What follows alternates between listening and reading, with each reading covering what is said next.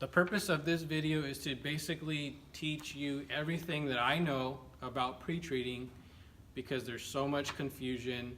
I'm not saying that my methods are tried and true, because everybody's different, but this is the information that I've learned over the years that will help you and to help clear up some confusion from the testing that we do. At DTG Printer Parts, we do a lot of research and development. We try out new pre-treat, we try out new products so that we know what will work before it gets to you. Sometimes there are variables, and we try to eliminate as many variables as we can. But anyhow, I have a long list of things that will help you that we've learned. Okay, so the first thing on the list is importance of a pre-treat machine. Yes, you can use a sprayer, but you will have to learn how to use the sprayer and lay down pre-treatment correct. And if you are not experienced, this can take a lot of time to learn how to use. And also, you might be putting down more pre-treatment than you think. So the reason why I think a machine is good is because you have that consistency that you are not putting too much pre-treat, because you can put too much pre-treat on light garments and they can stain. So the trick to light garments is not putting as much pre-treatment on them. So if you are using some type of spray gun, you may put down more than you think. Okay. Washability increases with a machine because of the finer mist. We're basically printing on t-shirts. T-shirts are materials that are made of cotton or mixed material, multi-blends that have fibers, okay? We need to push down those fibers to get a better print, and in order to do that, you need to have a finer mist. Pre-treat machines also save money on labor. They save money on pre-treatment costs, because with a spray gun, you're spraying everywhere, okay? And they save money on ink. How do they save money on pre-treatment and ink? Well, with a pre-treat machine, you can narrow down, depending on the pre-treater, the area that the pre-treatment will be applied. Not only that, but you'll be spraying less because you won't have so much overspray with the gun. Okay, it saves money on ink because you can use, depending on the DTG printer, you can use a lower resolution to use less ink. So us veterans know that we can use a lower resolution, we're going to use less ink. So for you new people getting into the market, having good equipment is key to not only your cost savings, but your labor savings as well. Okay, heat presses. The types of heat presses and covers. This is very important because if your pre-treatment isn't dry, when you put your garment onto the printer, your prints won't be so great, and your ink washability will not be there. So we use really good presses. This one we use for pre-treating. It's just it's a standard Hicks. You can use any major brand, will work well. It's important to use a good brand for pressing your pre-treatment because, like I said, you have to make sure that your pre-treatment is dry. So no matter what brand, we're not impartial to brands, but you need to have a good solid brand to press your garments. You also need to have these Teflon covers so that you get a finer press on your garment so that your fibers get pressed down. You need to have the bottom cover as well because you'll be able to thread your garment on. You need to have a press that has smaller platens so that when you have tank tops like these, you can have a smaller area to press so that you are not pressing on the seams of your garments. And if you've ever pressed pre-treatment on the seams of garments, you know that you get a glaze, which is somewhat unprofessional. So we want to get the best quality print that we possibly can to our customers. If your customers don't care, that's a whole different story, whole different ballgame. So you'll have to use some covers, and you'll want to use some craft paper like this. We noticed that we push down fibers really good with craft paper, so we get a very good result. We get less of the box type of look with the craft paper. So all of those things work together to make the overall print quality how it should be. The pressure on the press when you're pre-treating. You should have this at heavy pressure, but if you notice that you are getting some type of box, lower the pressure. But I like to use heavy pressure, and the time on it, I usually do about 30 seconds at 335 degrees for dark shirts, and for light shirts, 320 degrees for 15 seconds. And my light shirts will dry faster than my darks because I'm using less pretreatment on the light shirts, like I said, to combat staining. Okay. Everybody has their own preference to pre-treat, and that's fine. We carry all the brands. So we know and we like each brand that we carry, and we test them. So there's no reason why you shouldn't be able to pick the brand. But with certain brands and garments, compatibility, and also along with the printer, the compatibility may not be there. So just keep that in mind. We do our best to test and research which garments go with which pre-treat, but it is not our job to test each garment for our customers and to see if the pre-treat is incompatible with the printer. Even though we try to do our best, it's not our job, because we'd be spending millions of dollars.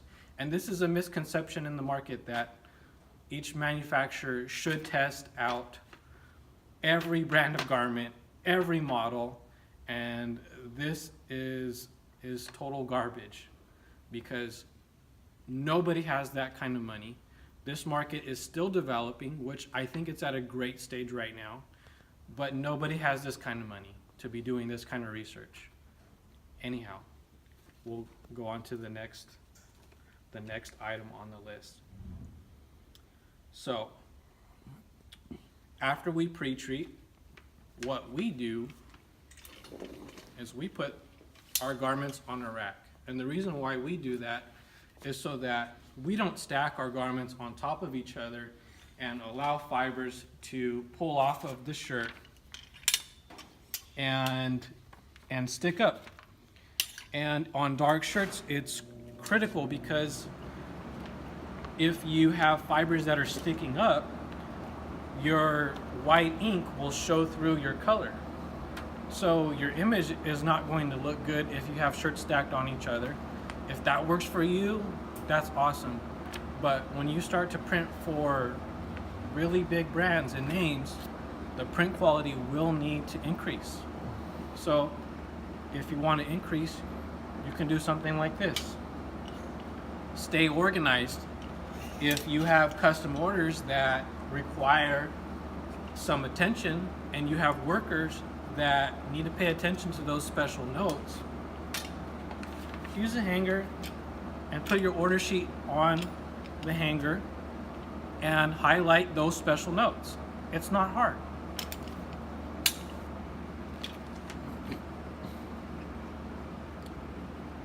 Okay, quality of the shirt.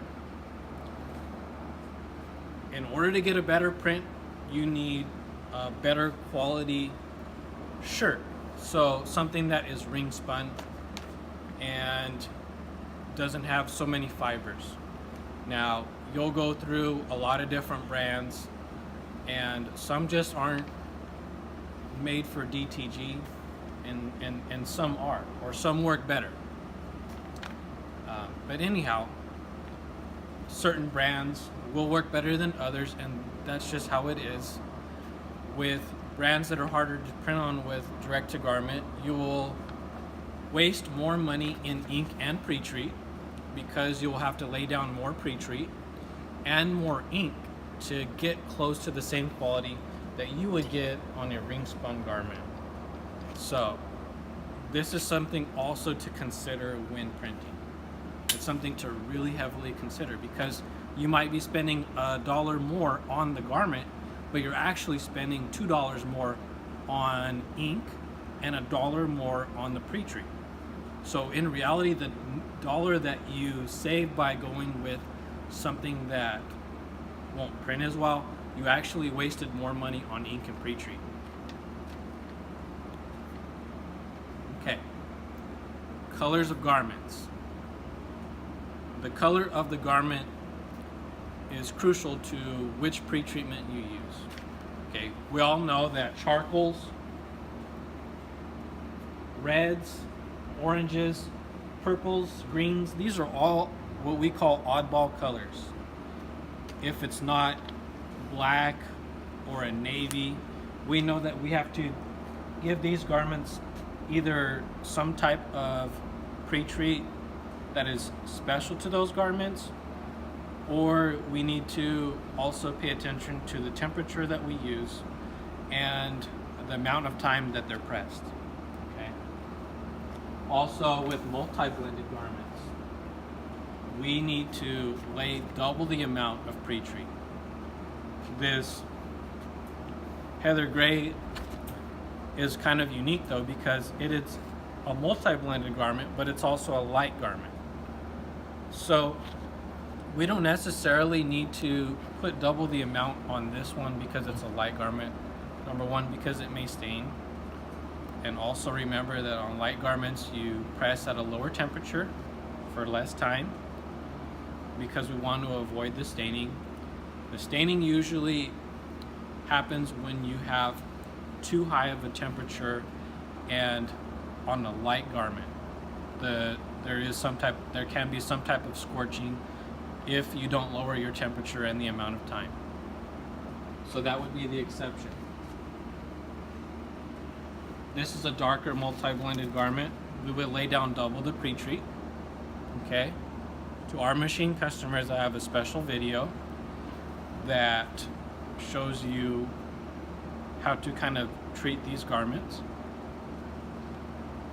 Okay, on reds, this is a color that a lot of people struggle with. Okay, I can tell you right now with reds, you can pre-treat and press them like darks, but when you're finished, you may notice some type of box on the exterior. To get rid of the box, you can use a water bottle with ice inside, and you can use distilled water, don't use tap water, and spray the garment, and you immediately will see a difference in getting rid of the box. Okay, so now we're going to go to the pre-treater.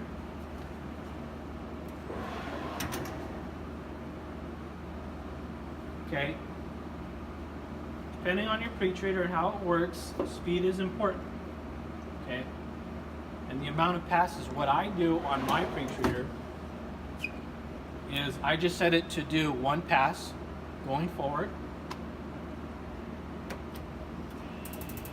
So mine will spray one pass. I don't use a whole lot of pre-treatment on this pass.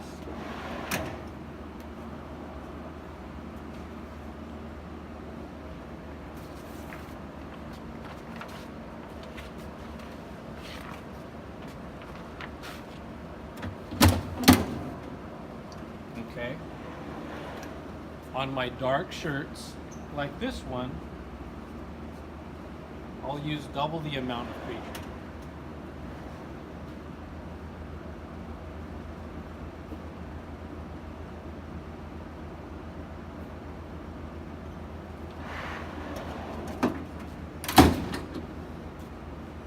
So I'll set it to 2 passes. I'm using very light coats. So normally this would be acceptable for a cotton garment, okay? I need to put a little bit more pre-treat on this garment because it's a mixed material. So I'm actually gonna do 4 light passes. You will need to test these settings out on your own pre-treater. So just because I'm doing it this way, if you have a different pre-treater, it's going to be different. So you'll need to know how many grams and test that out as well, depending on each pre-treater. Okay.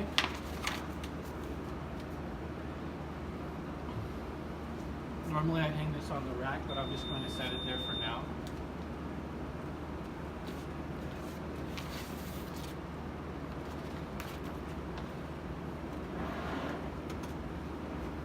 So I've got pretty good saturation, which I want. On these multi-blended garments, I press them for about 15 seconds, release, and then press for another 15 seconds. I have to make sure that this pre-treatment is dry. So remember that you have to make sure that the pre-treatment is dry.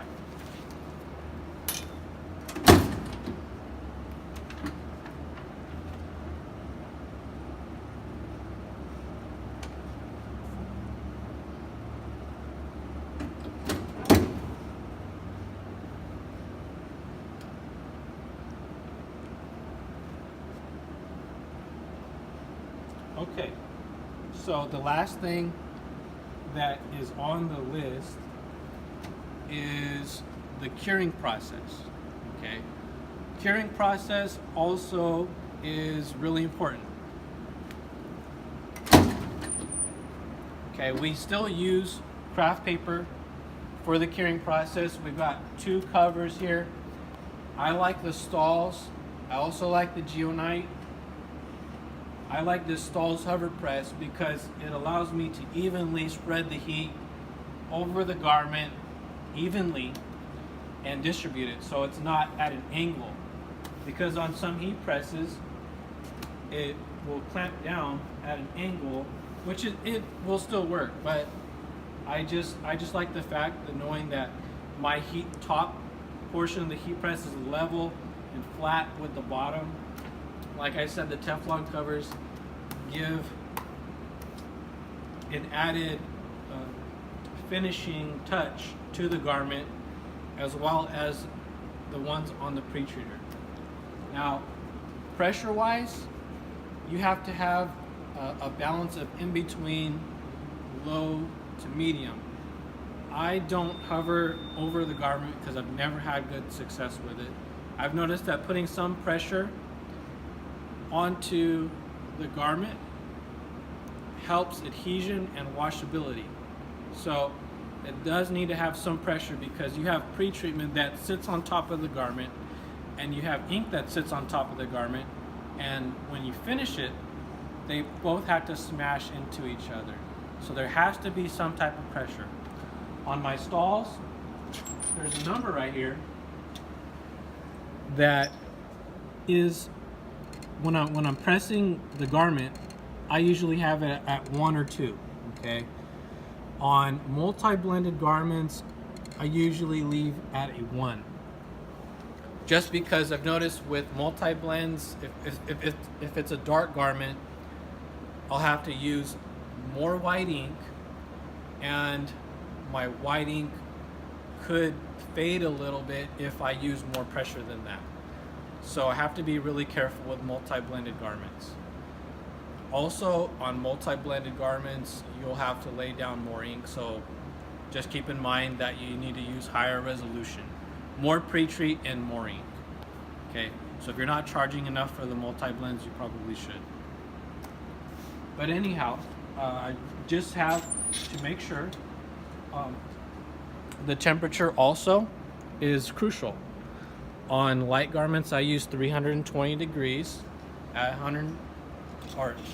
at 60 seconds.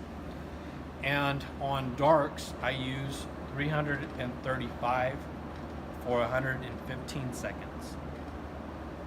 So you don't necessarily have to cure lights very long. It also depends on your ink set. It depends on your printer as well. So if the manufacturer has a lower cure time and temperature, you should probably use that to your advantage. And also lower cure time and temperature also help to combat scorching and discoloration of the garments. Also, the last thing on the list is outdoor events. Okay, we have sunlight and UV rays. If you're doing outdoor events, it's a good idea to test your technique before going to those events. So maybe print a few shirts with, I'm talking light garments. Light garments, you definitely need to test, like whites or pastels or something like that. You would definitely need to put them out in the sun and test them to see how long it takes for that garment to discolor. Usually the advice we give you is going to be pretty much dead on, but it's a good idea on your end to also try. These are all the tips and tricks that I've learned in about a decade. So I hope this video was useful to you. If you have any questions about our products, our machinery, anything DTG, you can contact us. Add us on Facebook, follow us on Instagram, DTG Printer Parts. I'm Anthony Creek, and thank you.